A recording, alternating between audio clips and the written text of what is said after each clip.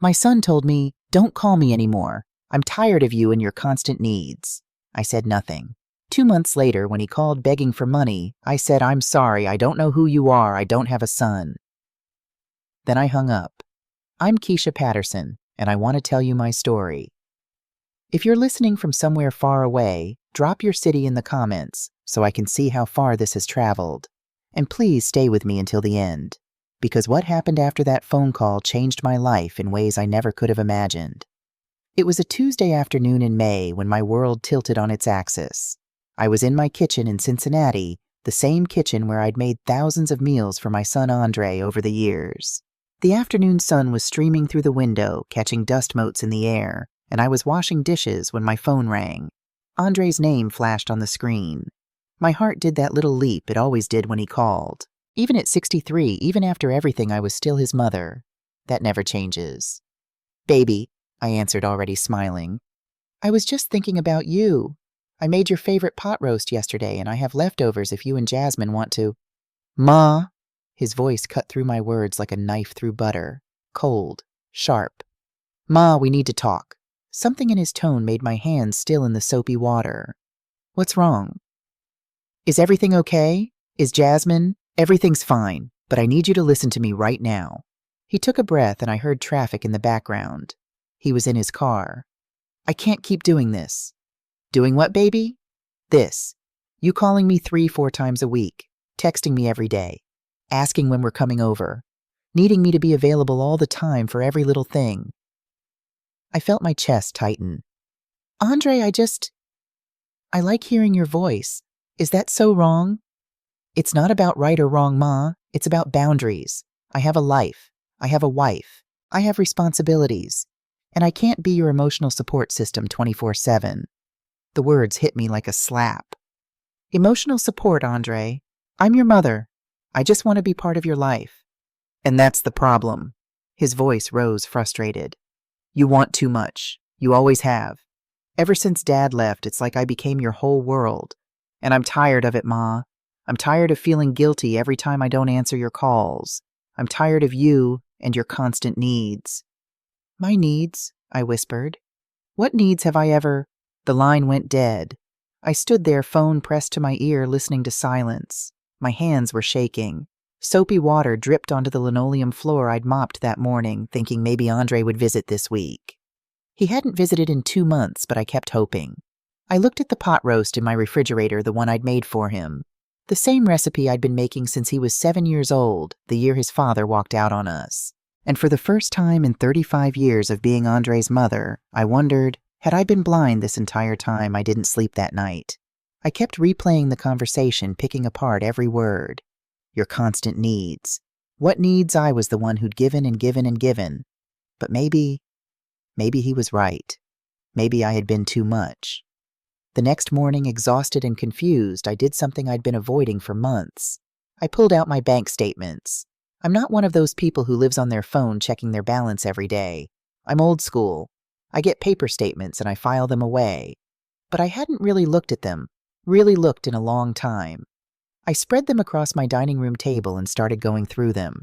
5 years' worth. The pattern emerged like a photograph developing in a dark room. Slowly then, all at once, undeniable. November 2020, transfer to Andre Patterson, $15,000. His note, "For house down payment, Ma. Just a loan. I'll pay you back when I get my promotion. I promise." I remembered that conversation. He'd been so excited. He and Jasmine had found a little house in Norwood, and they needed help with the down payment. What kind of mother wouldn't help her son buy his first home? The promotion never came. The repayment never came. March 2021, transfer to Andre Patterson, $8,000. His note, emergency. Jasmine's in the hospital. Medical bills. I'd worked double shifts that month at Cincinnati General, even though my feet ached and my back screamed. I was 60 years old, and I was still pulling 12-hour shifts because my son's wife needed surgery. Except 3 weeks later, I'd seen Jasmine's Instagram. Photos from Cancun. Her and Andre on a beach, drinks in hand, caption, "Much-needed getaway." I'd told myself there must be an explanation. Maybe it was a delayed honeymoon. Maybe the medical thing had been minor. Maybe I was being paranoid. July 2021. Transfer to Andre Patterson, $4,000. Note car repairs, transmission. October 2021. Transfer to Andre Patterson, $3,500. Note furniture for the baby's room. My heart had soared at that one. A grandchild. Finally. 3 weeks later, Andre called to tell me Jasmine had miscarried. I'd cried for hours, sent flowers, made her favorite soup and drove it over. She hadn't answered the door. Andre had taken the soup at the doorstep and said, "Thanks, Ma. She's not up for visitors." I never did see that nursery. February 2022. Transfer to Andre Patterson, $12,000. Note credit cards. We got in over our heads, just this once. May 2022. Transfer to Andre Patterson, $9,000. Note legal fees. Can't explain right now. He never did explain. The list went on and on. Rent, utilities, emergency groceries, car insurance, a laptop, medical bills, vet bills for a dog I'd never met. I pulled out my calculator with trembling hands. $67,000. In 5 years, I had given my son $67,000. I sat back in my chair staring at that number. That was nearly 2 years of my pension.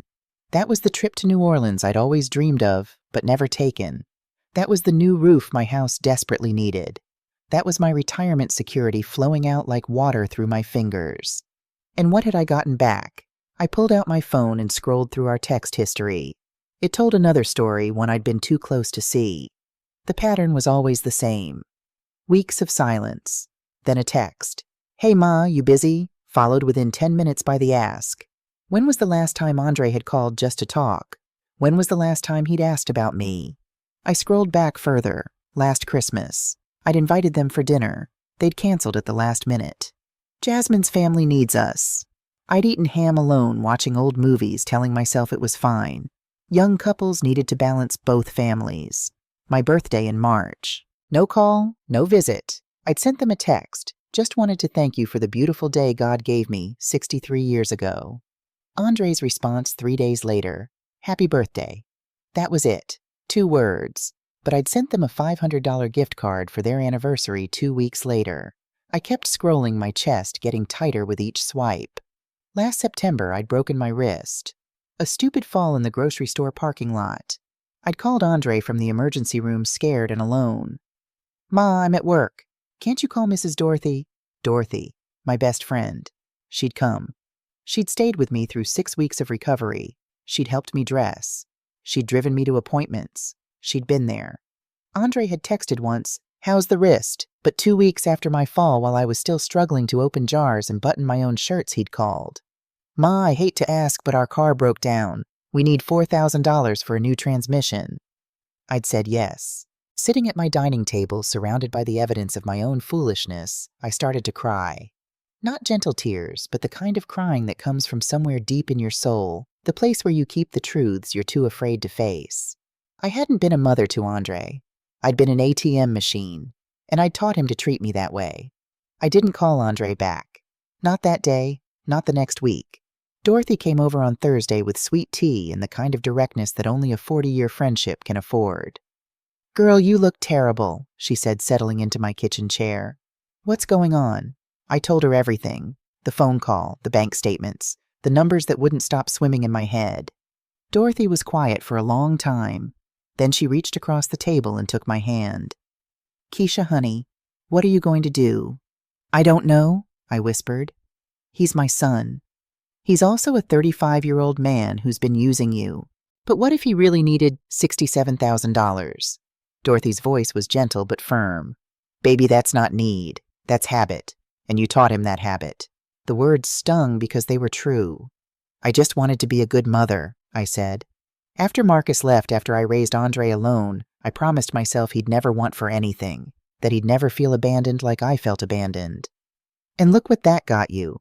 A son who told you not to call anymore. I pulled my hand back defensive. He was stressed. He didn't mean Keisha. Dorothy's eyes were kind but unflinching. "Stop making excuses for him. When was the last time he was there for you?" "Really there." I opened my mouth, closed it. Couldn't answer. Dorothy stood up, kissed my forehead. "Take some time. Think about what you need. Not what he needs, what you need." After she left, I sat in my house. The house I'd worked double shifts to keep the house I'd raised Andre in the house that suddenly felt too big and too quiet. What did I need? I needed to not check my phone every 5 minutes hoping he'd called. I needed to stop making excuses for a grown man.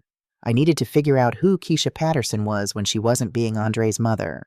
So I started there. I went to a book club meeting at the Cincinnati Public Library. I'd been invited dozens of times by a woman named Gloria who volunteered at the hospital, but I'd always said no. What if Andre called? What if he needed me? Now I went. 6 women all around my age sitting in a circle discussing the Midnight Library. They welcomed me like I'd always been there. First rule of book club, Gloria said with a wink. What's said here stays here. They went around sharing updates. Rose's daughter had just had a baby. Helen's hip replacement was healing well. A woman named Patricia mentioned her practice was getting busy. She was an attorney specializing in elder law. When they got to me, I found myself saying, "My son told me not to call him anymore." The words hung in the air. Then Helen said quietly, "My daughter did the same thing to me, 5 years ago." I looked at her. "What did you do?" I stopped calling. And you know what? After about a year, she came back. Not for money, just to talk. We have a relationship now. Different, healthier, but I had to let her fall first. "What if he doesn't come back?" I whispered. Gloria leaned forward. "Then, honey, you'll know where you stood all along, and that's information worth having." By mid-July, I'd established a routine. Book club on Wednesdays, volunteering at the animal shelter on Saturdays. I'd even fostered an elderly dog named Duke who reminded me of myself, a little weathered, a little lonely, but still had some love to give. My phone stayed mostly silent. A few texts from Dorothy, updates from the book club group chat. Nothing from Andre. It hurt. God, it hurt. But it also felt like breathing. Like I'd been holding my breath for 35 years and I was finally letting it out. I started journaling, writing letters I'd never send. "Dear Andre, I love you. I always will. But I can't keep paying to be loved back. Your mother, I never mailed it. But writing it helped." It was a Tuesday evening exactly 9 weeks after Andre had told me not to call. I was making dinner just for me, something I was learning to enjoy when my phone rang. Andre's name. My hand hovered over it. Every instinct screamed to answer. He was my baby, my only child. But I thought about the bank statements, about the pattern, about Dorothy's question. "When was the last time he was there for you?" I answered. "Ma, thank God." Andre's voice was breathless, panicked. "Ma, we're in serious trouble. The landlord's threatening to evict us. We need $2,000 by Friday, or we're on the street. Can you transfer it today?" No hello, no how have you been, no acknowledgement of 9 weeks of silence, just we need. And in that moment, something inside me, something that had been bending and bending for 35 years, finally snapped. "I'm sorry," I said, my voice calmer than I'd ever heard it. "Who is this, Ma? What are you—" "I don't have a son who tells his mother not to call, so I'm sorry, but you must have the wrong number." "Ma, don't do this. We really need—" I hung up. My hands weren't shaking. My heart wasn't racing. Instead, I felt something crystallizing inside me. Something cold and clear and sharp. The phone rang again, and again, and again. I turned it off. Then I opened my laptop and pulled up my bank account. The one Andre didn't know I'd been reviewing. The one I'd been studying every night for 9 weeks. But this time I looked at something different. I clicked on the Login History tab at the bottom of the screen. And that's when I found it. The thing that changed everything. Authorized users, Andre Patterson, last login July 18th, 2023, 9:47 p.m. I clicked further. The full history loaded. Andre had logged into my bank account 47 times in the past year. 47 times. I scrolled through the dates. Every single one was within 3 days of my pension deposit. He'd been tracking my account, watching my balance, timing his requests for when he knew I had money. I sat back in my chair, staring at the screen. This wasn't just a son asking his mother for help. This was hunting, and I had been the prey. I didn't sleep that night. How could I? Every time I closed my eyes, I saw that number. 47 logins. 47 times my son had accessed my bank account, watching my money like a hawk watching a field mouse. By the time the sun came up Wednesday morning, I'd made my decision. Dorothy arrived at 8 o'clock sharp. I'd called her at 6 and she'd simply said, "I'll be there. We're fixing this." "You ready?" she asked as I locked my front door. "No," I said honestly. "But I'm doing it anyway." The Fifth Third Bank on Madison Avenue opened at 9. We were the first ones through the door. The banker, a young woman named Jessica, who'd helped me open my savings account years ago, smiled as I sat down. "Mrs. Patterson, how can I help you today?" I took a breath. "I need to remove my son from all my accounts, checking savings, everything, and I need to make sure no one but me can access them ever again." Jessica's smile faltered. "Oh, is everything all right?" "It will be," I said. The process took an hour. New account numbers, new passwords, new PIN codes, security questions that only I knew the answers to. Jessica explained that Andre would receive a notification letter within 5 business days, but until then, technically he could still access the old accounts. "I'm flagging everything," Jessica said quietly. "If there's any unusual activity before the letter arrives, we'll contact you immediately." As we stood to leave, Jessica touched my arm. "Mrs. Patterson, my mother had to do this same thing. With my brother. It's hard, but you're protecting yourself. That's not wrong." I nodded, not trusting myself to speak. Our next stop was the office building on Vine Street. Rebecca Williams, attorney at law, specialized in elder law. Patricia from book club had recommended her making the appointment before I'd even asked. Rebecca was in her 50s with kind eyes and a no-nonsense demeanor that reminded me of Dorothy. She listened as I explained everything: the bank statements, the phone call, the login history. When I finished, she leaned back in her chair. "Mrs. Patterson, Keisha, please." "Keisha, what you're describing is textbook financial exploitation.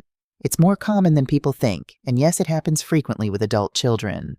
She pulled out a notepad. "We need to protect you on multiple fronts. First, we update your will. Remove Andre as beneficiary. Second, we establish a power of attorney that explicitly excludes him." "Third, a power of attorney," I interrupted. "Isn't that for when you're incapacitated?" "Exactly. Right now, if something happened to you, Andre could potentially claim authority over your medical and financial decisions. We need to prevent that." The reality of what she was saying hit me. I wasn't just protecting my money. I was protecting my entire future from my own son. "There's one more thing," Rebecca continued, pulling out a document. "This is a cease and desist letter. If Andre or his wife escalate, and Keisha, they probably will, this puts them on formal notice that harassment will result in legal action." "Legal action against my own son," I whispered. Rebecca's voice was gentle but firm. "Legal action against someone who's been exploiting you for years. There's a difference." I signed the papers. All of them. As Dorothy and I walked back to her car, I felt something strange. Not relief exactly. Not peace. But something close to it. Power. I felt powerful. I turned my phone back on during the drive home. 58 notifications. "Girl, don't look at those now," Dorothy warned. "Wait till you get home, get settled." But I was already opening them. I needed to see. Needed to know what I was dealing with. The progression told a story all by itself. Messages 1-8, Tuesday night right after I hung up. "Andre Ma, what the hell, Andre? This isn't funny. Call me back. Andre Ma, we're serious. We're about to be homeless. Andre, fine. Don't answer. But this is on you."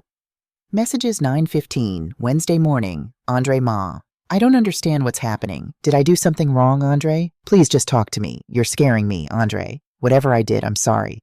Can we please just talk?" These were the ones that hurt. The ones that made me question myself. Maybe I was overreacting. Maybe he really didn't understand. But then I remembered 47 logins. Messages, 16:30, Wednesday afternoon. "Jasmine. Hi, Miss Keisha. This is Jasmine. I don't know what's going on between you and Andre, but we really do need help. The eviction is real. Please call us back. Andre Ma, Jasmine tried calling you. Why are you doing this? Jasmine, Miss Keisha. We've always been there for you. Remember last year when you were sick? We checked on you." I stopped reading. Checked on me. They'd come over once, stayed 15 minutes, and asked for $500 to help with my medicine. I never saw any medicine, and they never came back. Messages 31:45, Thursday morning. The tone shifted here. The pleading turned to accusations. "Andre, you know what, I get it now. You're punishing me for what I said." Real mature Ma. "Jasmine, You're playing games with people's lives. Do you understand that, Andre? I worked my whole life, and this is how you treat me. After everything, Jasmine. We've always been there for you. Every time you called lonely, every time you needed something, we showed up. I laughed at that. A bitter, hollow sound. When had they shown up? When had they been there? Messages. 46:52, Thursday afternoon. Andre, fine. You want to be that way? Fine. Jasmine, you're a bitter, selfish woman. Andre only stayed in touch with you because I told him to. I sat up straighter reading that one again. Jasmine, he wanted to cut you off years ago. After his dad left, he said you were clingy and suffocating. But I said family is family. I made him keep calling you, keep visiting. And this is how you repay us. Dorothy, who'd been reading over my shoulder, inhaled sharply. Oh, Keisha. But I wasn't crying. I was staring at those words, feeling something crystallize inside me. He wanted to cut you off years ago. I made him keep calling you. They'd kept me around for my money. Jasmine had just admitted it in writing. I took a screenshot. Messages, 53:58, Friday morning. Jasmine, you should be grateful. We even bothered with you. Do you know how many times Andre wanted to just walk away? But I reminded him you're his mother, that you needed him. Andre, don't come crying to us when you're old and alone and need someone to take care of you. Jasmine, we're done. You hear me? Done. Andre, hope you're happy. You just lost your only family. The last message had come in at 7:42 a.m. Andre, we know where you live. We're coming over today to talk sense into you. I forwarded that one to Rebecca immediately. Her response came back in 3 minutes. If they show up and refuse to leave, call 911. I'm drafting the cease and desist now. Do not let them in your house. They arrived at 2:30 on Friday afternoon. I saw Andre's beat-up Honda pull into my driveway and felt my heart start to race. Dorothy was in my living room. I'd asked her to come as a witness, as Rebecca had suggested. My phone was in my pocket, 911 ready to dial. Through my front window, I watched them get out of the car. Andre looked terrible, unshaven, wearing stained sweatpants and a wrinkled t-shirt. He'd lost weight, his face gaunt and hollow. For a moment, I saw him as a little boy again, crying in my lap after his father left. Then Jasmine stepped out of the passenger side, and the moment passed. She was dressed in business casual slacks and a crisp blouse, her blonde hair pulled back in a tight ponytail. She looked composed, in control. She put her hand on Andre's arm, steering him toward my door. The doorbell rang, then pounding. Ma, open up, we need to talk. I opened the door, but kept the chain lock engaged. Just enough to see them, not enough for them to push through. Hello, Andre. His face was red, angry. What the hell is this about? Why are you ignoring us? I'm not ignoring you. I told you on the phone. I don't have a son who speaks to his mother the way you did. He sputtered. I was stressed. I didn't mean it. You're really going to hold that against me? Jasmine pushed forward, her voice dripping with fake sweetness. Miss Keisha, please. Can we just come inside and talk like adults? No, I said simply. No. Jasmine's mask slipped for just a second. We're family. Are we? I kept my voice level. When was the last time either of you visited me without needing money? Andre's voice rose. That's not fair. We're busy. We have lives. You can't expect us to drop everything for you all the time. I'm not asking you to drop everything for me, I said. I'm asking you to treat me like a human being instead of an ATM. Oh, here we go. Jasmine rolled her eyes. The victim act. You gave us money because you wanted to. We never forced you. I pulled out my phone and read from the screenshot. You should be grateful we even bothered with you. Andre wanted to cut you off years ago. I looked up at Jasmine. You wrote that yesterday. The color drained from her face. Get off my property, Andre suddenly shouted. This is harassment. This is my property, Andre. You're the ones who need to leave. You can't do this. His voice cracked, and I heard the desperation underneath. Ma, we're going to get evicted. We have nowhere to go. What kind of mother? What kind of son, I interrupted, tells his mother not to call him, then calls 2 months later demanding money? Jasmine's face twisted into something ugly. You selfish bitch. You're sitting in this house alone with all your pension money while your own son is about to be homeless. You should be ashamed. I'm not ashamed, I said quietly. Not anymore. We could sue you, Jasmine shrieked. Elder abuse. You promised to help us. We have records. Actually, I said, I've been documenting everything. including the text where you admitted Andre only stayed in touch because you told him to, including the $67,000 I've given you over 5 years with zero repayment. My attorney would be very interested in your lawsuit." The word attorney landed like a bomb. You got a lawyer?" Andre's voice was barely a whisper. "To do what, sue your own son?" "To protect myself from being exploited." Jasmine grabbed Andre's arm. "Come on, we're wasting our time with this crazy old woman. Let her rot here alone." But Andre was staring at me with something I couldn't quite read. Shock, betrayal, and underneath it all, maybe just maybe the beginning of understanding. For a moment I saw my little boy, the one who used to climb into my lap when he had nightmares, the one who made me Mother's Day cards with crooked hearts drawn in crayon. Then Jasmine yanked him away and he followed her. "You'll regret this," Jasmine shouted from the driveway. "When you're dying alone with no one to visit you, you'll remember this." They drove off, tires squealing. I closed the door and slid down against it, my legs finally giving out. Dorothy rushed over, wrapping her arms around me. "You did it, honey. You stood your ground." I had. I'd actually done it. And it felt like dying and being born at the same time. Rebecca called that afternoon. "Keisha, I did some digging. I have a contact in law enforcement, and I asked him to run a background check just to be safe, given the escalation we're seeing." "Okay," I said, not sure where this was going. Jasmine Reed. "That's Andre's wife, correct?" "Yes." Rebecca paused. "Keisha, she has a record. Identity theft and credit card fraud. Convicted 8 years ago in Florida. She served 18 months probation." The room tilted. "What, Mom?" "Before Andre, she was involved with 2 other men. Both relationships ended when financial discrepancies were discovered. One filed a police report but later dropped it. The pattern is the same every time gain access to finances, accumulate debt, move on." My mouth was dry. "Does Andre know?" "I doubt it. It's public record, but you'd have to know to look for it." Rebecca's voice grew more serious. "Keisha, I need to ask you something. Did you ever give Andre access to your social security number?" "Any important documents?" I thought back. "He has a copy of my driver's license from a few years ago when he was helping me with insurance paperwork." "We need to pull your credit report right now." 20 minutes later, I was staring at my computer screen at a credit report that made my blood run cold. 3 credit cards I'd never opened. All opened within the last 18 months. Total balance, $51,000. All with charges at stores near Andre and Jasmine's apartment in Norwood. My hands were shaking so hard I could barely hold the mouse. "Rebecca," I whispered into the phone. "What do I do?" "You file a police report. Tonight.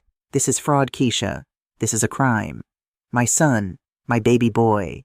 The child I'd carried for 9 months, nursed, raised, loved with every fiber of my being. He'd stolen my identity. And that's when I finally broke down and cried. The police report took 3 hours. Detective Morris from the Cincinnati Police Department's Financial Crimes Unit was patient and thorough, walking me through every fraudulent charge, every fake signature, every lie that had been built on top of my identity. "Mrs. Patterson," he said as we finished, "I want you to understand this investigation will likely lead to criminal charges against your son and his wife. Are you prepared for that?" I looked at the stack of papers on my kitchen table. Evidence, proof, the undeniable truth that my son had been stealing from me. "Yes," I said, "I'm prepared." That was on a Saturday. By Monday morning, I'd almost convinced myself that maybe, just maybe, we could resolve this quietly. Maybe Andre didn't know what Jasmine was doing. Maybe if I just talked to him. The phone rang at 9:47 a.m. Unknown number.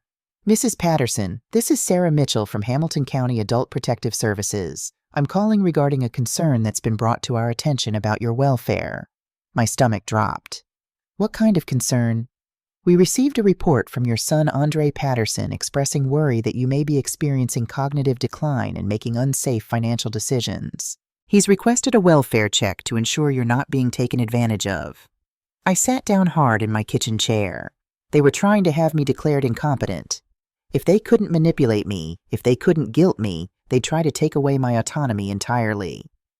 "Ms. Mitchell," I said, keeping my voice as steady as I could, "I can assure you that I am of completely sound mind.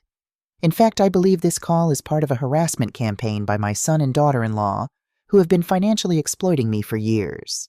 There was a pause. Mrs. Patterson, these are serious allegations on both sides. Would you be willing to meet with me in person? I'd like to assess the situation myself. Yes. When? Would tomorrow morning work around 10? That's fine. And Ms. Mitchell, I'll have my attorney present. After I hung up, I called Rebecca. She was furious, but not surprised. This is textbook, she said.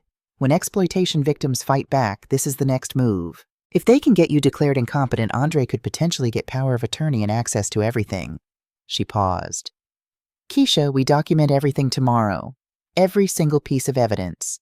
We show them exactly who you are, a strong, competent woman protecting herself from abuse. That night I couldn't sleep. I lay in bed, Duke the dog snoring at my feet, and wondered, how did I get here? How did the little boy who used to hold my hand crossing the street become someone trying to destroy me? Sarah Mitchell arrived at exactly 10 a.m. on Tuesday. She was a black woman in her 40s with natural hair and a kind but professional demeanor. Rebecca was already seated at my kitchen table, briefcase open ready. Mrs. Patterson, thank you for meeting with me, Sarah began. As I mentioned, this isn't adversarial. Our only goal is to ensure your safety and well-being. For the next 45 minutes, Sarah asked questions about my daily routine, my finances, my health, my mental state. I answered each one calmly, specifically providing documentation when relevant. You seem very organized, Sarah observed, looking at the neat folders of bank statements, medical records, and legal documents I'd prepared. I was a nurse for 40 years at Cincinnati General, I said. Organization was part of my job. Can you tell me about your relationship with your son? This was it, the moment of truth. I took a breath and told her everything. Not emotionally, not defensively, but factually. The pattern of financial requests, the bank account monitoring, the fraudulent credit cards, the text messages admitting they'd kept me around for money, the APS call as retaliation for protecting myself. Sarah's expression grew more serious as I spoke. When I finished, she turned to Rebecca. And you're representing Mrs. Patterson in what capacity? Elder law, Rebecca said. Mrs. Patterson came to me 5 weeks ago after recognizing a pattern of financial exploitation. We've been working together to protect her assets and well-being, including filing a police report regarding identity theft. Sarah nodded slowly, making notes. Then she looked directly at me. Mrs. Patterson, I'm going to be frank with you. In my professional opinion, you are clearly of sound mind. You're articulate, organized, and have taken appropriate legal steps to protect yourself from what does appear to be exploitation. She paused. However, I am obligated to complete a full investigation. That means I need to interview your son as well. I understand. I should warn you, this may escalate the situation. When people realize their manipulation isn't working, they sometimes become more desperate. It's already escalated, I said quietly. I'm just finally fighting back. Sarah left after promising to complete her report within 2 weeks. As the door closed behind her, Rebecca turned to me. You were perfect. Professional, clear, credible. But Keisha? She hesitated. She's right. They're going to know the APS call didn't work, and cornered animals are dangerous. She was right. That evening my phone rang. Jasmine calling from Andre's number. I let it go to voicemail. Her message was chilling. You called social services on us. Are you kidding me? You're trying to make us look bad, you pathetic, vindictive bitch. You just declared war. And trust me, Betty. She called me Betty. She didn't even know my name was Keisha. You're going to lose. We know things about you. We have emails, texts, proof that you're a manipulative narcissist who uses money to control people. Everyone's going to know what kind of person you really are. Your precious reputation. Your little book club friends gone. We're going to destroy you. I saved the voicemail and forwarded it to both Rebecca and Sarah Mitchell. Rebecca's response was immediate. Forward this to Detective Morris, too. This is harassment and potential witness intimidation. This helps your case tremendously. 3 days later, Sarah called with her conclusion. Mrs. Patterson, I've completed my investigation. I'm filing a report that finds no evidence of cognitive decline or need for intervention. You are clearly capable of managing your own affairs. She paused. However, I am also filing a separate report documenting apparent financial exploitation and harassment. This will be forwarded to law enforcement. Thank you, I whispered. Mrs. Patterson, your son and his wife are very angry. Please be careful. I promised I would be, but I wasn't afraid anymore. I was ready. The call came on a Wednesday morning in late September, 6 weeks after I'd filed the police report. Rebecca's voice was tense. Keisha, Andre, and Jasmine were arrested last night. I sat down slowly. For the credit cards? For the credit cards. And more. Rebecca took a breath. Keisha, the investigation found additional victims. Jasmine's own mother, who she's estranged from, had $30,000 stolen from her 2 years ago. Your sister Diane had fraudulent charges totaling $12,000 that she'd written off as identity theft but never reported. There's even a former landlord whose information was used to secure a car loan. My head was spinning. How many people? At least 6 that they've identified so far. The total is over 180,000. I felt like I couldn't breathe. There's something else you need to know, Rebecca continued. When the police seized Andre's laptop, they found emails between him and Jasmine. Keisha, they've been planning this for at least 2 years. Planning what? I'm going to forward you some of the emails. They're part of public record now. You need to see them. 5 minutes later, I was reading words that broke something inside me I didn't even know could still break. Email from Jasmine to Andre, June 2022. Your mom's pension hits on the 3rd. We need $5,000 for the Vegas trip. Time to call her. Use the medical emergency excuse worked last time. She never even asked for receipts, LOL. Andre's response. I feel like shit doing this. Jasmine. Don't. Your mom has more money than she needs. She's old and alone. We're actually giving her purpose. She likes feeling needed. Trust me, we're doing her a favor. Andre, I guess. Calling her now. Email from Andre to Jasmine, March 2023. Got $4,000 from Ma for car repairs. She didn't even question it. I think we can probably ask for more next time. Jasmine's response. See, I told you. Your guilt is stupid. She's your mother. She's supposed to help you. That's literally her job. Email from Jasmine to Andre, May 2023, 2 weeks before the Don't Call Me conversation. Your mom called 3 times today. She's getting clingy again. You need to set boundaries or she's going to start asking why we need so much money. Andre, I'll talk to her. Jasmine. No, you need to be harsh. Make her feel guilty for bothering you. Then she'll back off and won't question the next time we ask for money. Psychology 101, babe. I read that email 5 times. The phone call? The one that had shattered me. The one where Andre said, I'm tired of you and your constant needs. It had been calculated. Planned. A strategy to keep me off balance and compliant. I ran to the bathroom and vomited.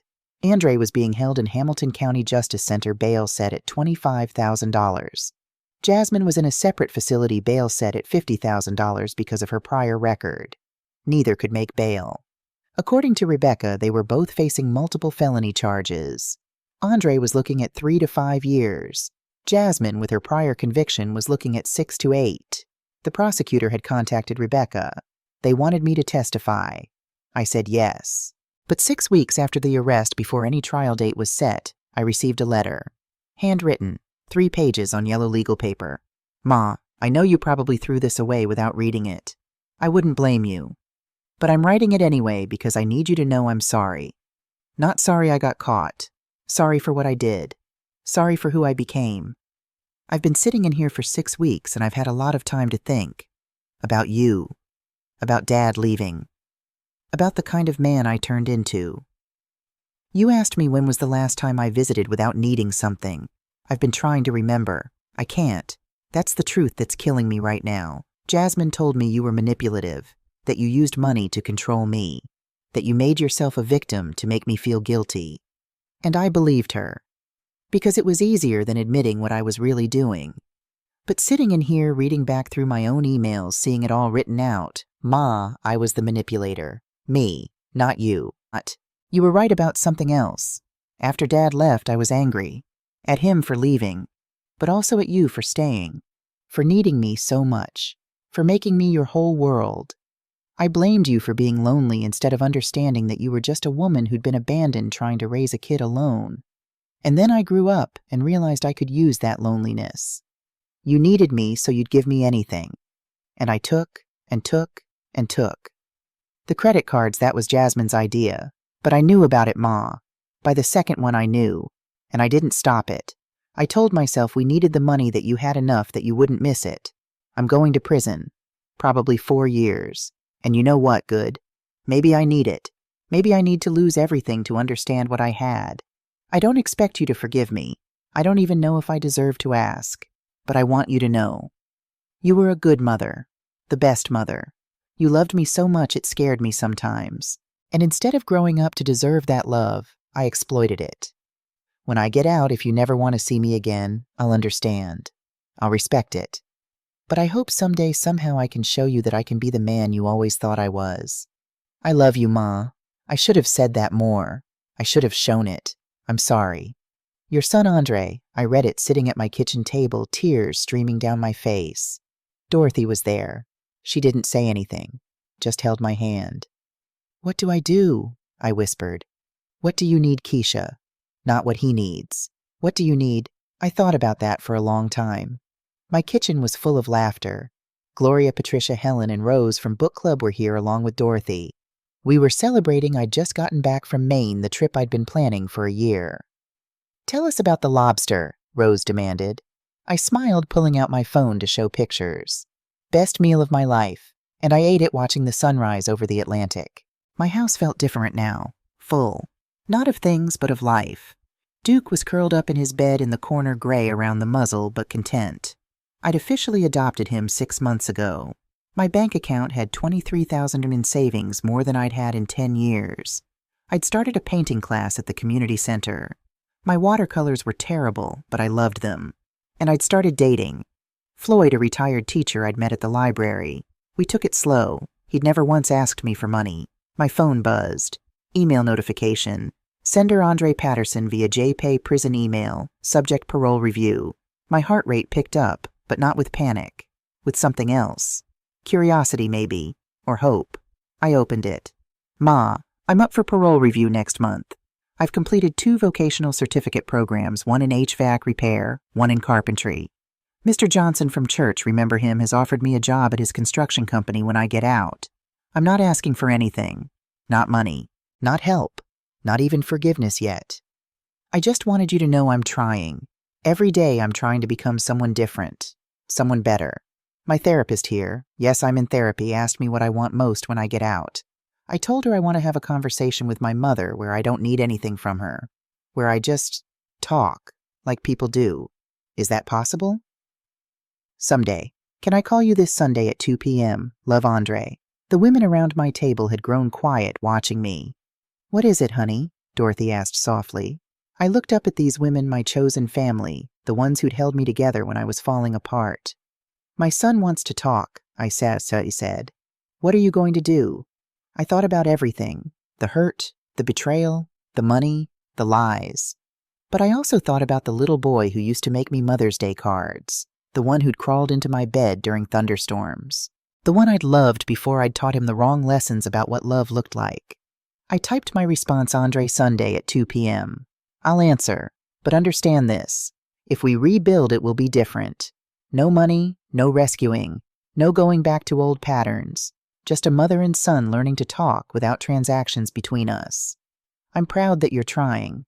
Keep trying. For yourself, not for me. I love you. I always have. But I love myself now too. And that has to be enough for both of us. Ma, I hit send. Then I looked around my kitchen at these women who'd taught me what real love looked like. Love that didn't come with price tags. Love that showed up without needing to be paid. Who wants pie? I asked, standing up. I made peach, and I'm not letting a single slice go to waste. As I cut slices and poured coffee, Duke waddled over and leaned against my leg. I reached down to pet him. Outside my window, the Cincinnati sun was setting, painting my kitchen in gold light. And for the first time in 35 years, I wasn't waiting for a phone call. I wasn't waiting to be needed. I was just living. And it felt like flying. Sunday at 2 p.m. my phone rang. I answered. Ma. Hi, baby. I don't really know what to say. That's okay. We can start with hello. There was a pause. Then, how are you? I'm good, Andre. Really good. How are you? Better. Different. Trying to be different. That's all anyone can do. We talked for 30 minutes about his classes, about my trip to Maine, about Duke the dog, about nothing and everything. He didn't ask for money. I didn't offer any. And for the first time in years, it felt like we were actually talking. When the call ended, I sat on my porch with a cup of tea and watched the evening settle over my neighborhood. My phone buzzed. Text from Dorothy. How did it go? It was a start, I typed back. Just a start. Because that's all it was. Not forgiveness yet. Not reconciliation. Just two people who'd hurt each other trying to find a new way forward. Maybe he'd fail. Maybe he'd fall back into old patterns. Maybe someday I'd have to close the door again. But today I'd opened it a crack. Not for him, for me. Because I'd learned something important over this past year. You can love someone and still protect yourself from them. You can hope for their redemption without sacrificing your own peace. You can be a mother without being a martyr. And sometimes the most loving thing you can do for them and for yourself is to say no, and mean it.